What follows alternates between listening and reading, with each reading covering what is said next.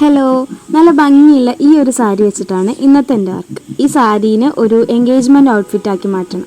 എനിക്കാണെങ്കിൽ ഇത് കണ്ടിട്ട് വെട്ടാനും തോന്നുന്നില്ല കേട്ടോ. അങ്ങനെ കുറച്ച് നേരം ഞാനിങ്ങനെ ഈ സാരിയൊക്കെ ഒന്ന് വെച്ച് നോക്കി വീഡിയോ ഒക്കെ എടുത്തു. പിന്നെ ബ്ലൗസ് പീസ് കട്ട് ചെയ്ത് മാറ്റി. ഇത് വെച്ചിട്ട് ഒരു ലെഹങ്കയാണ് ചെയ്യേണ്ടത്.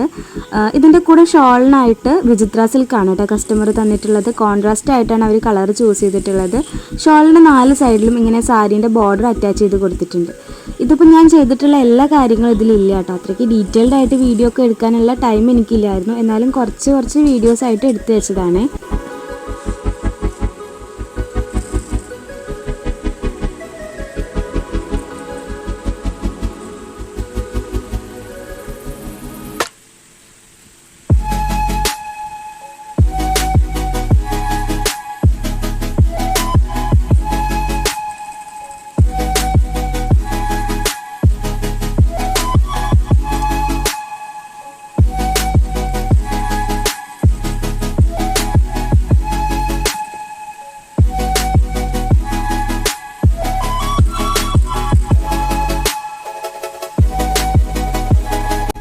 അങ്ങനെ ഷോളിൻ്റെ 4 സൈഡിലും സാരീൻ്റെ ബോർഡറൊക്കെ അറ്റാച്ച് ചെയ്ത് കൊടുത്തു.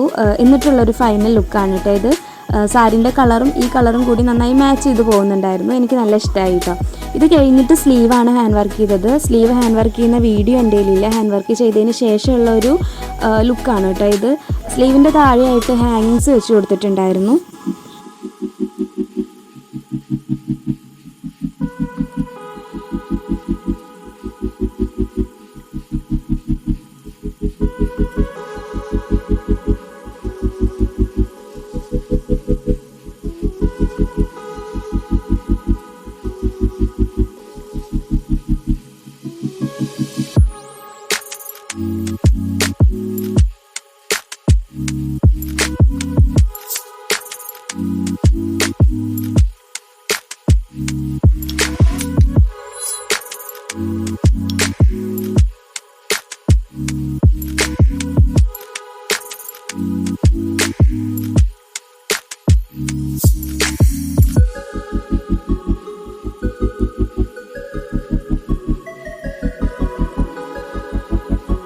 ഇതിപ്പോൾ നെക്കാണ് കേട്ടോ ഹാൻഡ് വർക്ക് ചെയ്തുകൊണ്ടിരിക്കുന്നത്. ഫസ്റ്റ് നെക്കിൻ്റെ ആ ഒരു ഷേപ്പ് വരച്ചതിന് ശേഷം സരിയുടെ ഒരു ഔട്ട്ലൈൻ കൊടുത്തിട്ട് അതിന് പുറത്താണ് ഷുഗർ ബീഡ്സും ഗോൾഡൻ ബീഡ്സും വെച്ചിട്ട് ചെയ്യുന്നത്. ഇത് ഈ ഒരു റെഫറൻസാണ് ഹാൻഡ് വർക്കിന് വേണ്ടിയിട്ട് എടുത്തിട്ടുള്ളത് കേട്ടോ.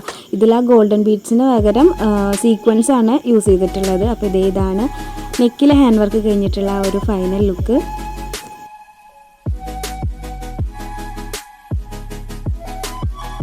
അങ്ങനെ ഹാൻഡ് വർക്കും സ്റ്റിച്ചിങ്ങും ഒക്കെ കഴിഞ്ഞിട്ടുള്ള ബ്ലൗസിൻ്റെ ഒരു ഫൈനൽ ലുക്കാണ് കേട്ടോ ഇത്. ഞാൻ വീഡിയോ ആയിട്ട് എടുത്തു വെച്ചതാണ്.